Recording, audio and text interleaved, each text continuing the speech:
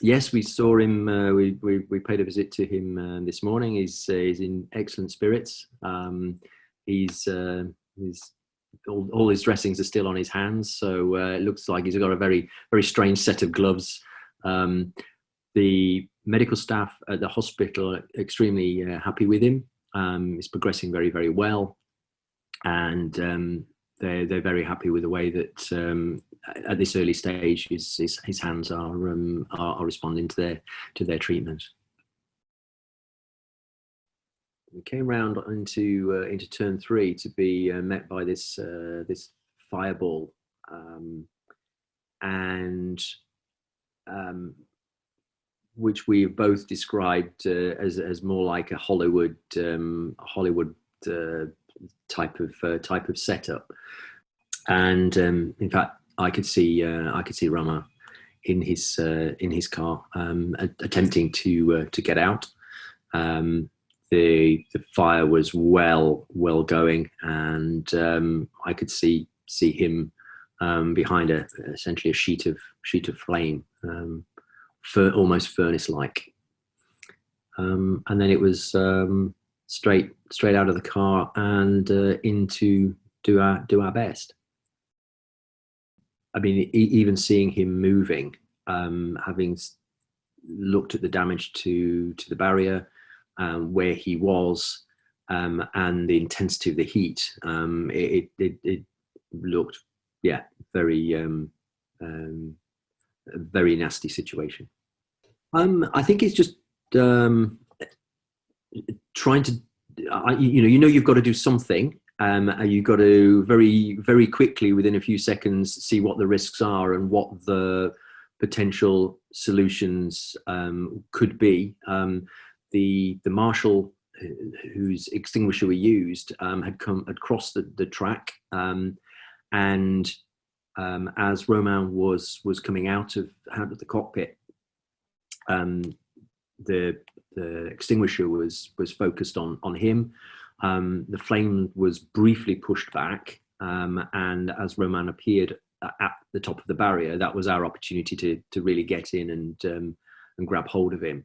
The fire was pretty intense, and yeah, it was stinging my face. I couldn't feel anything anywhere else, but it was stinging my face. And knowing what Romain was climbing out of, the guy did a fantastic job of extricating himself.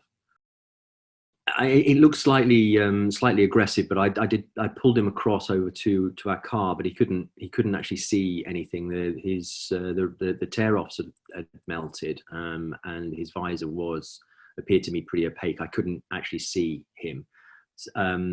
He was pretty unsteady, so we got him to sit down before he fell down.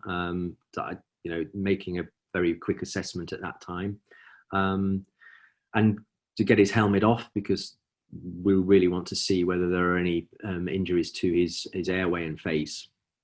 And he was very much with it, and I was enormously surprised at that, but delighted. And he was then focusing on the pain in his hands and in his foot, which was, although it sounds odd, he was focusing on something, and he was fairly clear that there was pain there, and that was for me, that was a very good sign. We then moved him around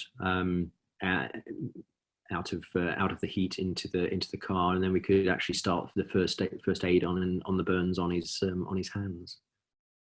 I mean, it's too early to say at the moment exactly how the Halo behaved during the incident, but my gut feeling is that all of the safety measures that were on that car contributed to a positive outcome. I can imagine, without doing all of the complex investigation work that will happen, that the Halo played a positive role in all of this. The other things in the car also, the survival cell, the head surround, belts, all of the personal safety equipment, everything together contributed to the positive outcome in different percentages. So yeah, gut feeling is yes. I'm always cautious, and then we'll see what the science tells us.